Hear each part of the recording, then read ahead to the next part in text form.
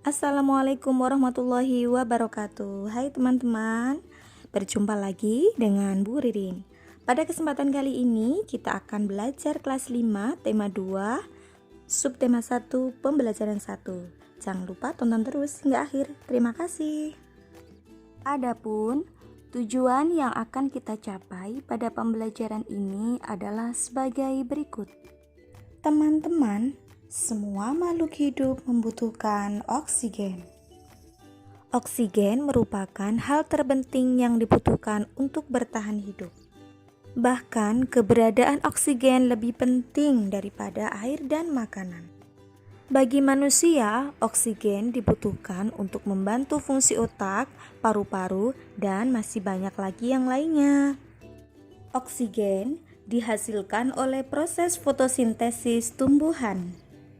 Fotosintesis adalah salah satu cara tumbuhan hijau untuk menghasilkan makanan dan energi. Dalam proses fotosintesis itu sendiri, tumbuhan membutuhkan cahaya matahari, gas karbon dioksida, serta air. Kemudian yang dihasilkan dari proses fotosintesis itu adalah oksigen atau udara bersih dan juga glukosa.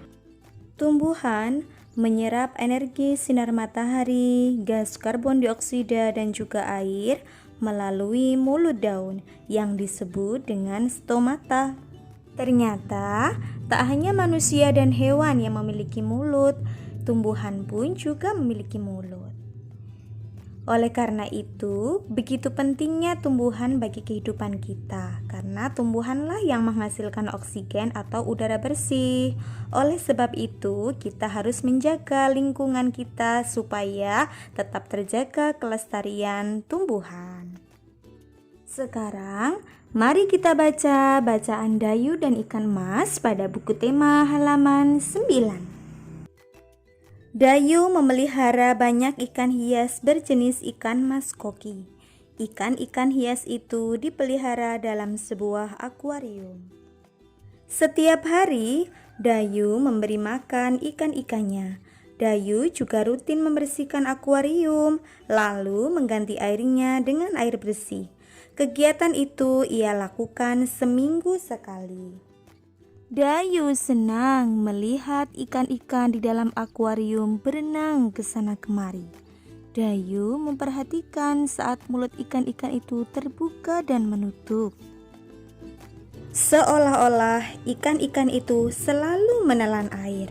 Dayu bertanya-tanya, apa yang dilakukan ikan-ikan itu? Nah, barusan kita telah membaca bacaan Dayu dan Ikan Hias. Menurutmu, mengapa ya ikan-ikan itu selalu membuka dan menutup mulutnya? Coba jelaskan pendapat kalian. Ya, benar sekali. Ikan-ikan itu selalu membuka dan menutup mulutnya karena ia sedang bernafas. Untuk memperoleh cukup oksigen, mulut ikan dan insang bekerja bersama-sama seperti pompa isap air. Bentuk insang mirip dengan saringan yang berupa lembaran tipis berwarna merah muda dan selalu lembab. Insang terdapat tepat di belakang rongga mulut pada kedua sisi kepala ikan. Biasanya, insang dilindungi oleh selaput atau rangka yang disebut dengan tutup insang atau operculum. Gambar kiri menunjukkan saat pernapasan dimulai. Mulut ikan membuka dan rongga mulut mengembang untuk mengisap air. Sedangkan anak panah biru menunjukkan aliran air masuk ke dalam rongga mulut. Gambar kanan menunjukkan saat mulut ikan menutup dan tutup insang membuka. Gerakan mulut ikan dan tutup insang itu secara bersamaan memompa air keluar dari rongga insang. Sedangkan anak panah biru menunjukkan aliran air keluar melalui insang. Sekarang, mari kita pelajari alat pernapasan pada hewan yang lainnya. ada jenis hewan reptilia, insekta, amfibi, aves, mamalia, dan juga vermes atau cacing tanah. Ayo simak penjelasannya hingga akhir. 1. Alat dan sistem pernapasan pada hewan reptilia. Ular, kadal, cicak, buaya, dan biawak merupakan jenis hewan reptil. Reptil bernafas menggunakan paru-paru. Alur pernafasannya, udara masuk melalui hidung, lalu ke batang tenggorokan, lalu menuju ke paru-paru. Organ dalam reptil. Paru-paru reptil terletak di dalam rongga dada dan dilindungi oleh tulang rusuk. Paru-paru reptil masih sederhana dengan beberapa lipatan dinding yang dapat memperbesar permukaan paru-paru. 2. Alat dan sistem pernapasan pada hewan amfibi. Katak termasuk hewan amfibi, yaitu hewan yang mampu hidup di darat dan juga di air. Saat masih berupa kecebong, katak hidup di dalam air dan bernapas menggunakan insang. Setelah berumur 9 hari, kecebong bernafas menggunakan insang dalam. Insang dalam akan menyusut seiring mulai berfungsinya paru-paru, dan katak muda pun tumbuh menjadi katak dewasa. Katak dewasa bernapas menggunakan paru-paru dan permukaan kulit. Permukaan kulit katak selalu basah agar memudahkan penyerapan oksigen dari udara. Di dalam paru-paru terdapat banyak gelembung udara yang sangat kecil. Di sanalah oksigen diserap dan karbon dioksida dikeluarkan. 3. Alat dan sistem pernapasan pada burung atau aves. Burung bernafas dengan sepasang paru-paru. Alur pernapasannya yaitu udara yang mengandung oksigen masuk melalui lubang hidung pada pangkal paru sebelah atas. Selanjutnya, udara masuk ke trakea. Dan dari trakea, udara sebagian masuk ke paru-paru dan sebagian lagi masuk ke kantong udara.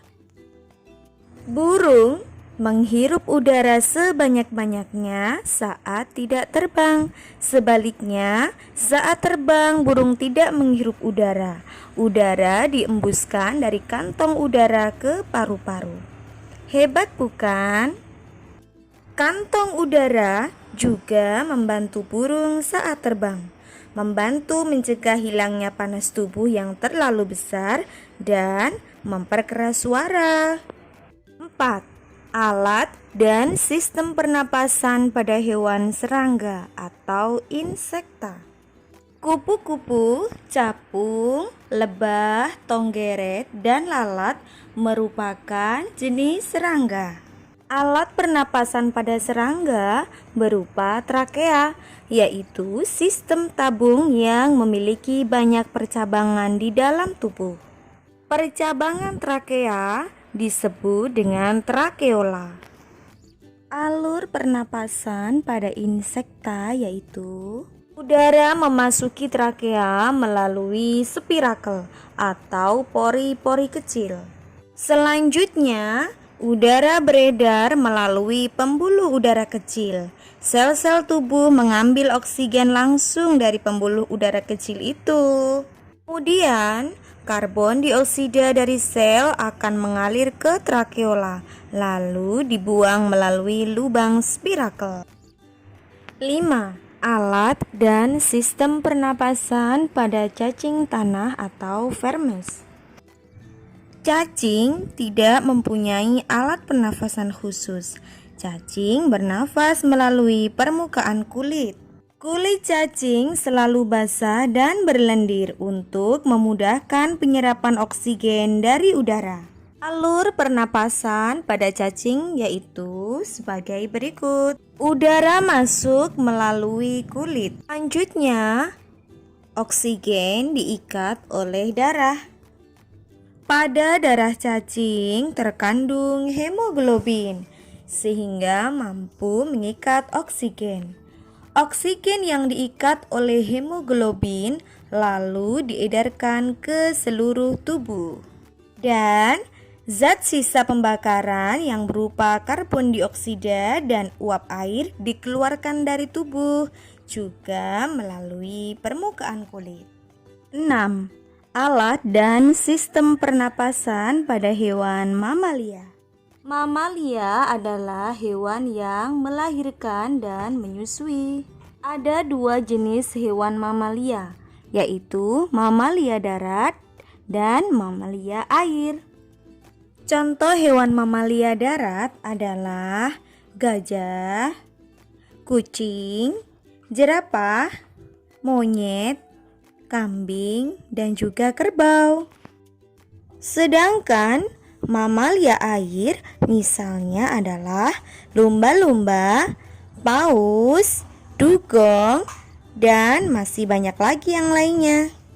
Alat dan sistem pernapasan pada mamalia darat adalah sebagai berikut. Udara masuk melalui hidung, lalu ke pangkal tenggorok, dilanjutkan ke batang tenggorok, kemudian sampai ke paru-paru. Sedangkan organ pernapasan pada mamalia air yaitu sebagai berikut. Pada mamalia air, hidungnya dilengkapi dengan katup. Saat mamalia tersebut menyelam, katup akan menutup. Dan sebaliknya, saat mamalia tersebut muncul ke permukaan air, katup terbuka. Saat itulah mamalia tersebut akan menghirup oksigen serta mengeluarkan kembali karbon dioksida dan uap air. Nah, barusan kita telah mempelajari berbagai jenis cara pernapasan pada hewan. Ada hewan mamalia, reptilia, insekta, amfibi, aves, dan vermes. Semoga bermanfaat. Semangat belajar ya. Demikian video kali ini. Terima kasih sudah menonton dan jangan lupa like, komen, dan subscribe jika kalian suka. Bye.